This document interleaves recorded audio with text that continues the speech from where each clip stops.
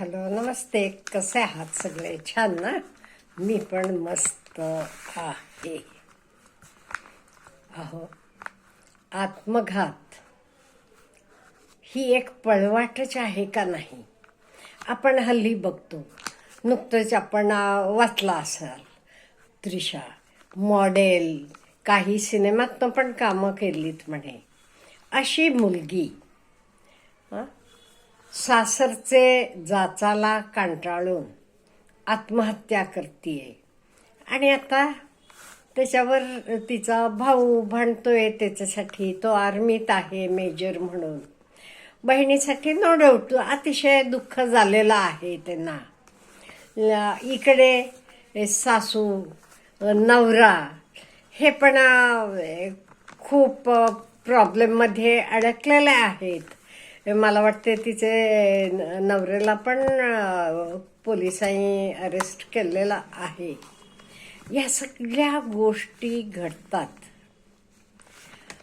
आता no doubt लग्न होऊन आल्यावर मुलगी नवऱ्याचे घरी येते. हे सगळं वेगळं असते. तिला नवीन असते. घर नवीन, माणसं नवीन, सगळं नवीन असते. एडजस्ट करायला वेळ लागतो. इन द सेम वे सासरच्या लोकांना पण तिला एडजस्ट करून घ्यावं लागते. त्यांना पण एक नवीन आहे. त्यांच्या पण भूमिका नवीन असतात. तो नवरा म्हणून त्याची भूमिका नवीन असते. सासूला सासू म्हणून भूमिका नवीन असते. असं असताना जरा एडजस्ट करून म्हणजे समजून घेऊन दोन्ही पार्ट्यांनी, मी मुलीनंच समजून घ्यायला पाहिजे हे समजून घेऊ नये असं नाही म्हणत.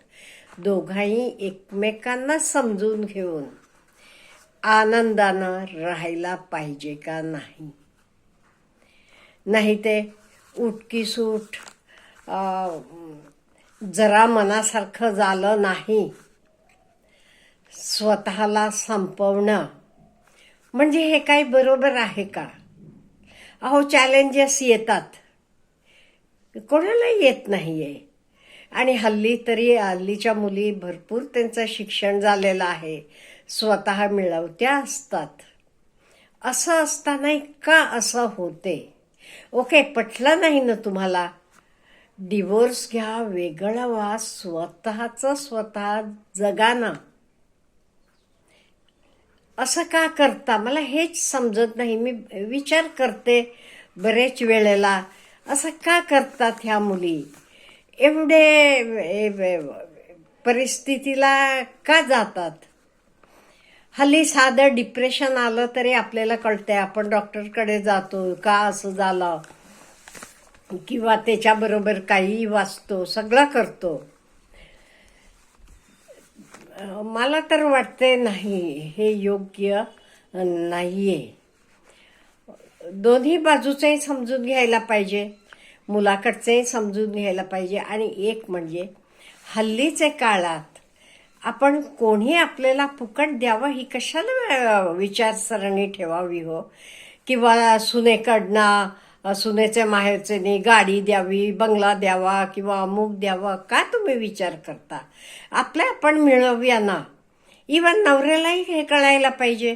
आपण दोघंही काम करू, मिळवू, आपलं आपण आयुष्य उभं करू, ही जरा असे विचार पाहिजेत.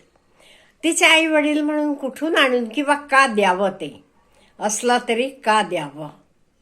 त्यामुळे ही अपेक्षा करणं चुकीचं आहे.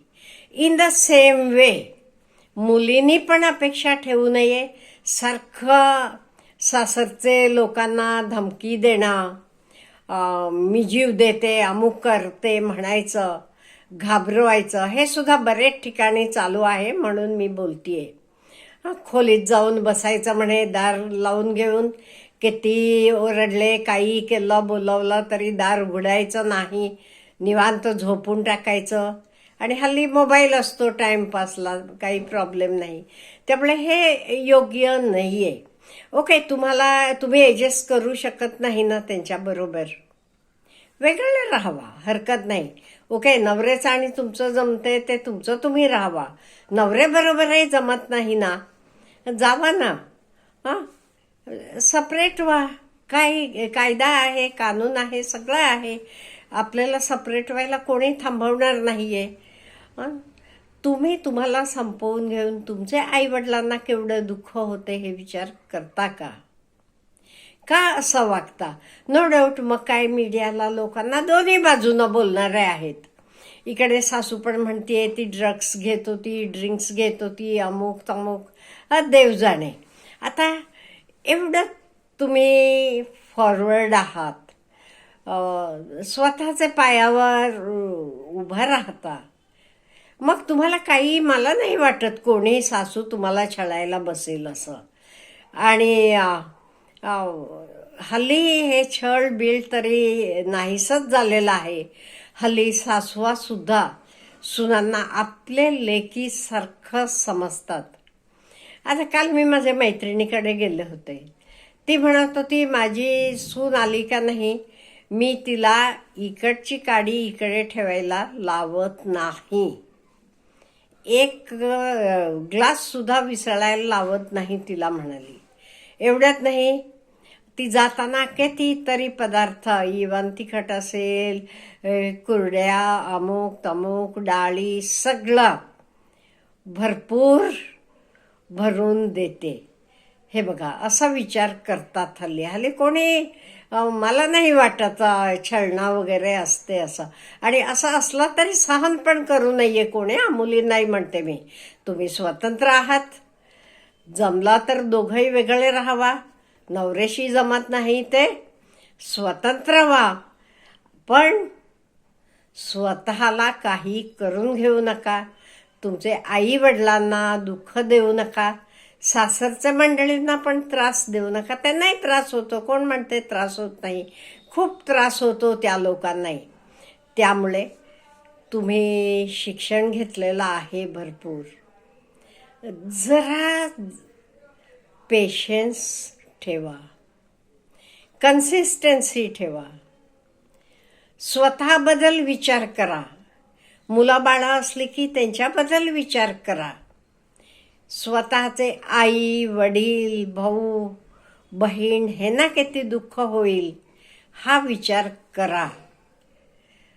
अगदी आत्मघाती निर्णय मात्र कुठल्याही क्षणी घेऊ नका. अहो, पूर्वी का नाही, आम्ही लहान असताना वगैरे असं काही तेव्हा अशा घटना नसायच्या, पण लोक सांगायचे काय स्वतःला संपवणं म्हणजे हे पाप आहे, त्यामुळे असलं पाप कोणी करू नये. मग देवसुद्धा स्वर्गात घेत नाही असेल. ह्याला काही तुम्ही काय म्हणा, ह्या गोष्टी विश्वास ठेवा न विश्वास ठेवा, पण आजचा कायदा सुद्धा काय सांगतो, आत्महत्या हा गुन्हा आहे म्हणूनच सांगतो का नाही. मग डिप्रेशनमध्ये जाऊन इथेपर्यंत जाण्यापेक्षा जरा आधी विचार करा. आणि हे बघा, सासू असली तरी ती एक स्त्रीच असते. ती एकेकाळी खूप वर्षापूर्वी तुमच्यासारखी नवीन त्या घरात लग्न होऊन आलेली असते. त्यामुळे तिलाही समज आहे. हल्लीच्या सासूवा तरी खूप समजूतदार आहेत. हल्ली उलट त्याच सुनांना घाबरून असतात. बरेच ठिकाणी बघितले मी. त्याच अतिशय सुनांसाठी घाबरून असतात. त्यामुळे तुम्ही जरा विचार करावा आणि किती काही झालं तरी आत्मघाती निर्णय घेऊ नये. स्वतःला संपवणं हे कायदे नाही, गुन्हा आहे. आणि आपले संस्काराप्रमाणे विचार केला तर हे पाप आहे. हे पाप केलं की आपल्याला कधीच स्वर्गात जाता येणार नाही. हा विचार पण आपण करायला पाहिजे समजूतदारपणानं. कुठे जरा कोणी काही म्हटलं सोडून द्या. आपली आई आपल्याला रागवत नाही का, काही सांगत नाही का, आपण लगेच काय हे करतो का? इन द सेम वे सासरी जाताना सुद्धा आधी तुम्ही सगळं समजून घेऊन जावा. तुम्ही नवऱ्याबरोबर लग्नाच्या आधी हिंडायला फिरायला जाता, समजून घेता. इन द सेम वे घरी जावा, सासूबाईंच्या जवळ बसा, बोला, गप्पा मारा, सुखानं संसार करा. Have a good day.